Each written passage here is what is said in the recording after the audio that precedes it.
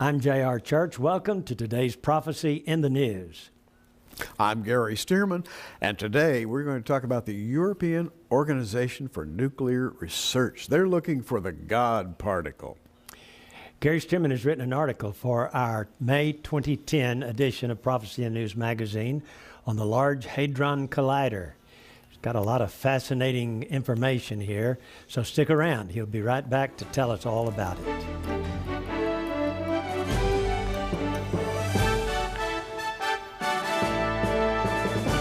On Tuesday, the 30th of March, 2010, a long-awaited announcement was heralded worldwide. The Associated Press put it this way: Geneva, the world's largest atom smasher, conducted its first experiments at conditions nearing those after the Big Bang. Gary has written this article. It's fascinating, filled with a lot of great information, and a picture here of one of the terminals at the Hadron Collider. Gary, tell us about the search for the God particle. Well, that's what everybody's calling it. The Large Hadron Collider is what this thing is called at CERN, and which is confusing if you don't know the terms. It's pretty simple, really. Hadron would be an atomic particle. For example, the nucleus of an atom. A proton or a neutron would be roughly called a hadron. It's a class of very heavy particles that are bound together by some unknown force called the strong force. And JR, in a few words, the Hadron Collider is attempting to crash these particles together at near the speed of light in order to discover what this strong force actually is. And as well as that, they are looking for a hitherto undiscovered particle which they theorize must be in existence. It's called the boson, or the Higgs boson. And that particle, in conjunction with the strong nuclear force, they say, is what created all the matter in the universe. And that's what they're looking for. Now, Gary, hadron is a Greek term. Tell us what it means. It means thick or stout, bulky. It's a particle which is said to be able to interact with energy, to pull energy together and make matter. And so they called this thing a hadron. So they're wanting a matter maker. Exactly. Listen to Hebrews chapter 1. God, who had in sundry times and in divers manners spake in times past unto the fathers by the prophets, hath in these last days spoken unto us by his Son, whom he hath appointed heir of all things, by whom also he made the worlds, who being the brightness of his glory and the express image of his person, and upholding all things by the word of his power. I'll just stop right there, Gary. That's the strong force. Everything is held together by the word of his power. Right. But the strong force, from the perspective of a scientist, is not a person. It's a thing. Yes. It's a murky kind of a concept. Now, the word boson is just taken after a man's name. A famous mathematician from India by the name of Satyendra Nath Bose gave his name to this particle, which is called the boson. Another scientist, Peter Higgs, theorized that there is a field of energy which can be captured by the boson and held, thereby creating matter. Now, this is all on paper. They've never demonstrated it, but they have built this gigantic machine, set 5.5 miles in diameter, 17 miles in circumference, 300 feet underground, for the sole purpose of finding the Higgs boson and the strong nuclear force, which they think created the universe. Now, there was a time when this big collider was going to be built in the United States. Was it Chicago? Yes. Was one of the sites, and Fort Worth, I think, was another site. And they finally ended up taking it over to Europe to build it there because they wanted it in international territory, Switzerland. Switzerland. So they put it around just northwest of Geneva. That's amazing to me. They did not want any particular country, and so Switzerland said, bring it to us. Yeah. We'll let the world Use it. And basically, like Switzerland itself, it's kind of neutral territory, located in a little suburb called Myron, just outside of Geneva. And Myron is a city, JR, that's basically devoted to the super collider. Has 2,600 full-time employees, almost 8,000 scientists and engineers from 80 different countries, and 580 universities working there. And because of the need for communication among the scientists around the world, they developed a system whereby they could use their computers to talk to each other. And we now call that system the Internet. In other words, CERN, the place of this nuclear super collider, was the birthplace of the Internet. According to your article here, you said it originated in 1954. So they've been working on this a mighty long time. Oh, yeah. As a center for cutting-edge research into nuclear physics, CERN has become the focus of hopeful scientific speculation into the mysteries of creation, all wrapped up in the massive apparatus known as the Large Hadron Collider. Well, back in the 1930s, they had little small colliders, didn't they? What they called them? Yeah, they were called cyclotrons. And I've actually seen a photograph of a man holding a cyclotron in the palm of his hand. It's not a very big thing at all, little circle. And they used that to accelerate particles in a circular fashion. And the little one proved the concept, and then they built little bigger ones, sometimes the size of a small room, and then they built one the size of an auditorium, and then they built bigger ones, and now this one is 5.5 miles in diameter. And JR, it fires particle beams at very close to the speed of light, going in opposite directions, so that when these particles collide, they develop unbelievable force. 7 million electron volts, believe it or not. 7 million electron volts. Wow. When they collide. Now, the theory That's 7 behind... trillion then. 7 trillion electron volts. Right. Now, they're coming at opposite directions at near the speed of light. That means when they collide, it's twice the speed of light. Is that right? Yeah, absolutely. Incredible. Now, what we have here, of course, there are all kinds of theoretical things that we don't dare talk about. They're just too complicated. But to make it simple, scientists are crashing matter together and then measuring the leftover pieces to see if they can reverse engineer the material that was there a split second before the collision took place.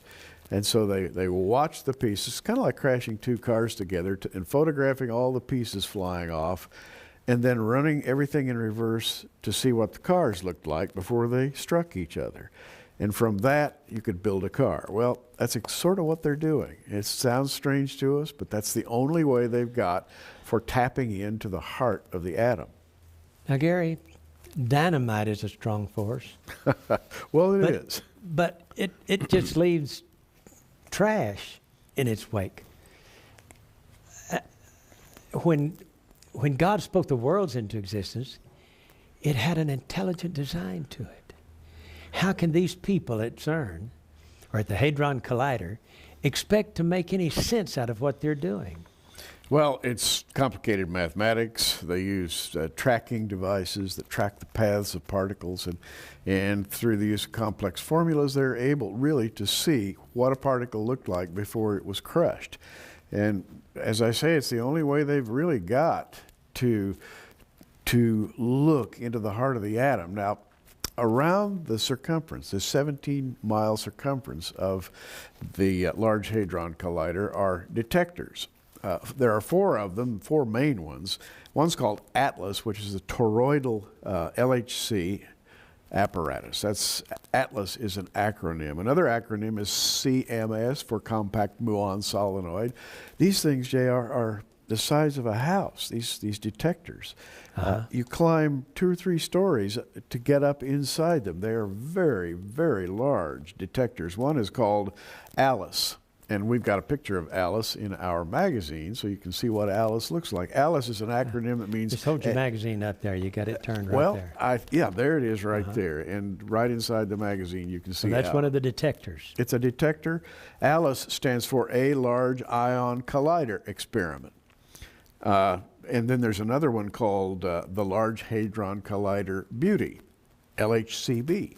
Beauty being one of the attributes of one of the small particles they're looking at. They've given them names like charm and beauty and up and down and all sorts of strange names. Okay. So that's the world of the nuclear physicist. Now, Now, how can they ever control these this collision so as to make it practical? well, again, that's the stuff of nuclear physics. They've been doing it for decades now, and they've got it down to a fine science, although they've never seen the strong force, the force that holds everything together. And you read from Hebrews a moment ago. Yes. And we know as Christians what holds everything together by the word of his power. Let's face it, it's the Lord. He spoke the universe into creation. But suppose for a moment you're not a Christian. You're not a believer in God. You are a believer in science. And evolution. Yeah, and evolution and so forth. You've got a problem. And your problem is that you feel out of control.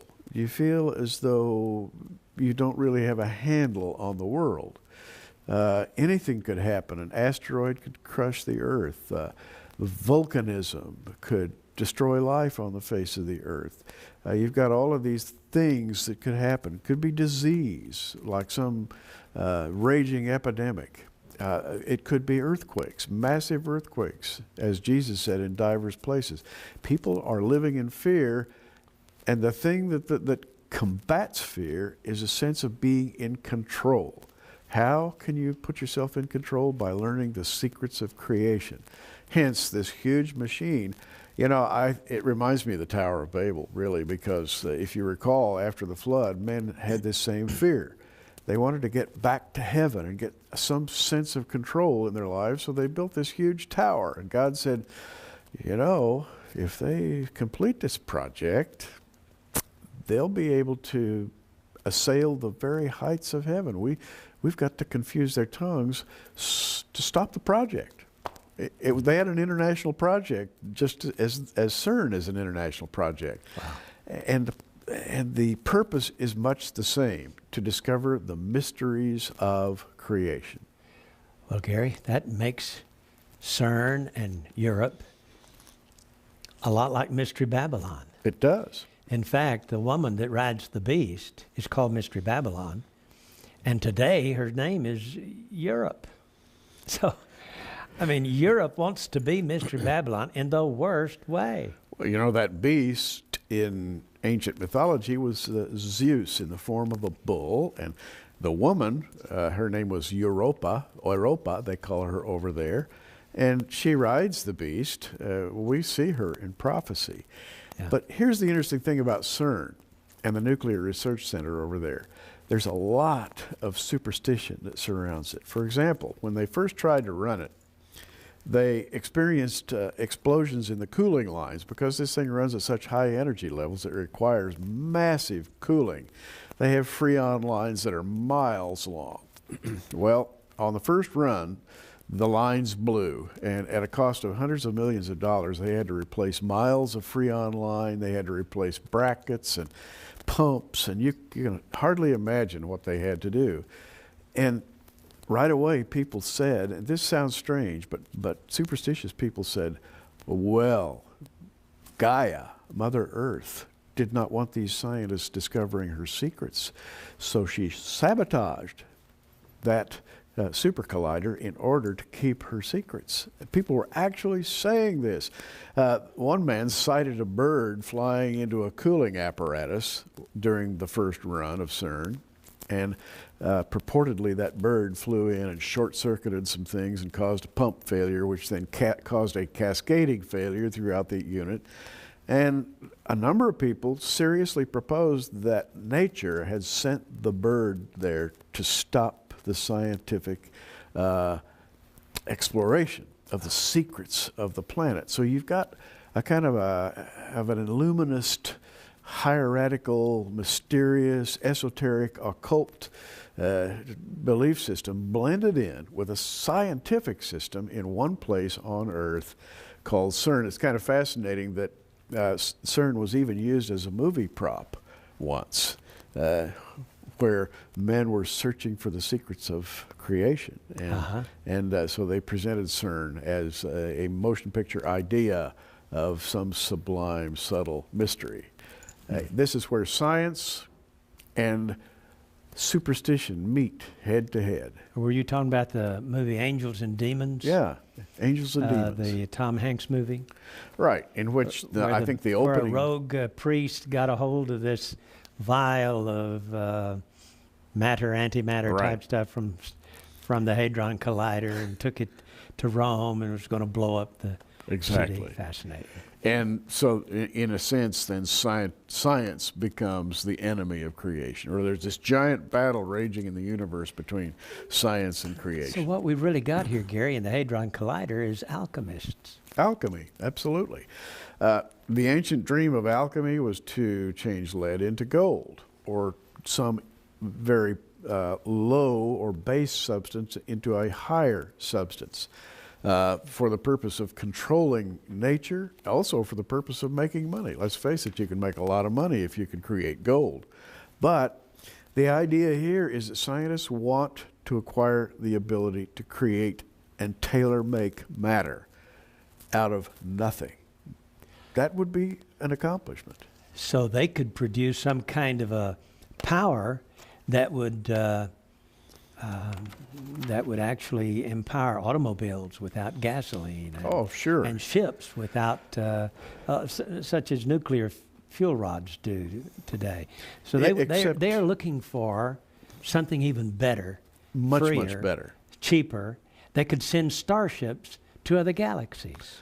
Absolutely, non-expendable sources of energy. They're looking for this kind of thing. In this search. That's why CERN is so important. That's why it's kind of a mini United Nations right there on the border of Switzerland and France. It's really a global government right there in that little village of Myron. Scientists from all over the world trying to create what? They're trying to create matter. And I'm reading here from Genesis 1:1, in the beginning, God created the heaven and the earth. The earth was without form and void. Darkness was upon the face of the deep. The Spirit of God moved upon the face of the waters, and God said, "Let there be light," and there was light. God saw the light that it was good. God divided the light from the darkness. Now, we as believers think this is a perfectly sensible summation of the beginning of creation. God spoke matter into existence, and as we have already noted, he holds it together after it's created. You know, JR, we've discussed this so many times in the past that the Jews have believed since time immemorial that God created the heavens and the earth, and they said the thing that he used for his creation was what they call the primeval light. That is, let there be light, and this light was called Or Haganuz, or primeval light. It was the stuff of creation. And if these scientists at CERN could actually lay their hands on that substance, they would do it. In fact, I think that's what they're after. They're after the primeval light. Yes, they are. Amazing. Yeah, you said the earth has been seen as flat, being born on the back of a celestial turtle or a bird or some demigod like Atlas. And so uncivilized civilizations, unreligious, idol-worshiping civilizations have had all kinds of concoctions about what the universe is made up of. And they've all missed it. It's not until, the last 2 centuries, I guess, that knowledge has really become a matter of scientific research. And so at this point, we have all these scientists who are looking for the primeval light, the word of creation. They want to start another big bang, well, maybe a little bang, and they want to create a black hole. They want to learn how to travel in time. This is one of the purposes of this Hadron Collider, is it not? Yes. As a matter of fact, a lot of people have said that if the scientists at CERN do what they wish to do, time travel could very well be a reality, using the forms of energy that will become available to them. More than that, however, I think it's anxiety that's driving this whole project. And I've written here I'm going to quote a little section out of this article that I've written. In his godless state, man lives in a growing condition of ecological anxiety. He has constant dread of wind, flood, fire, earthquake, the wandering earth-smashing asteroid, a burst of gamma rays from a nearby supernova, coronal magnetic ejection from the sun that could roast this planet like a marshmallow. And all of these fears have built up. And when you throw away God, you no longer believe in God, you've got to replace that confidence with something else. You have to eradicate your fear by some sense of being in control. Well, this is what they're trying to do. They're trying to be in control. Well, we call it prophecy in the news for a reason. We take the news, for example, here's an ABC News clip. CERN creates 10 million mini Big Bangs in 1 week. They were reporting on CERN, JR, and they did it this way. That was their headline. They say, in 1 week, the scientists at CERN have created 10 million miniature Big Bangs. Why do they want to recreate what they call the Big Bang? Because they believe that in the nanoseconds after the bang occurred, the Higgs boson and the Higgs field united to form what we call matter. And from that point forward, the rest is history. The galaxies in the solar system, the planets, everything formed. And then man formed in some primordial slime puddle and evolved up to his present state. Now, that's what they believe. That's not what I believe. Now, Gary, in the first chapter of Genesis, after God creates the heavens and the earth, the Bible says, and the earth was without form. Yes. What does that mean? Well, without form, no rhyme or reason to it? What it Just simply matter? means is in a state of chaos, a state that lacked specific building blocks or lines of force. And we read in the Bible that God then organized that chaos, and out of it came creation. The Jews say that intelligent design. Yes, intelligent design. Wow. And the Jews call it the 10 utterances of God, in which he uttered certain things and the earth progressively took on order. Now, if the scientists at CERN were able to create matter, Yes. the next thing they would want to do is put a little intelligent design to it. Of course. And that's what's in their motive. When you read their literature, it's obvious this is only step one. So, step one is finding matter. So they're not going to say, okay, we got some matter now. In 15 billion years, it's going to develop into some beautiful things. They're not going to want to wait around 15 billion years. They're going to want to say, let's take it to the laboratory and see what kind of intelligent design we can give this, what we can make it into. Yeah, basically that's it. That, to me, is the most blasphemous thought that a group of scientists could have, who have denied that God, in his intelligent design, designed the earth, and yet at the same time, they want to do what they claim God couldn't do. Amazing. Well, JR, I remember the book of Job, and I remember how Job was tested. Job, a righteous man, was tested by God, and after all the testing, he had an interview with God. And the first words out of God's mouth as he spoke to Job, he said, and I'm reading Job 38:1 and following, then the Lord answered Job out of the whirlwind and said, who is this that darkeneth counsel by words without knowledge? Gird up thine loins like a man. For I will demand of thee, and thou wilt answer me. Where wast thou when I laid the foundations of the earth? Declare, if thou hast understanding. And God goes on and asks Job a series of questions. Were you there when I created the heavens and the earth? And of course, what can Job say? No. We have it from Genesis 1, from John 1, from Hebrews chapter 1, from the book of Job. It's all through the Bible. God created the heavens and the earth, and he regards man who would question this as a little bit out of his mind. God says, you need to listen to me because I created all this. Until next time, keep looking up. Prophecy in the News is a viewer-supported ministry sponsored by our many friends across America and in your area. For your gift of $10, you can receive a special edition of our current program on an audio CD, or for a gift of $20, we'll send you our programs on DVD videos. For either order, call the 800 number on your screen right now.